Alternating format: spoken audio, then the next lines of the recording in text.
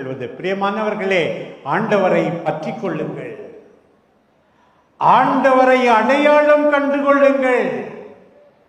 மரியா என்று கூப்பிட்ட ஆண்டவர் உங்கள் எல்லாரையும் இன்றைக்கு பெயர் சொல்லி அழைக்கிறார். மேர்சி, பீட்டர், அந்தோனி, ஆண்டவருடைய குரலை கேளுங்கள், அவரை பற்றி கொள்ளுங்கள். ஆண்டவர் உங்களை அனுப்புவார். இப்படி பற்றி கொள்ளாதே. நீ வீட்டுக்கு போகணும், வாழ்ந்து காட்டணும். உங்க ஊருக்கு போகணும், பெங்களூருக்கு போகணும், சேலத்துக்கு போகணும், வாழ்ந்து காட்டு.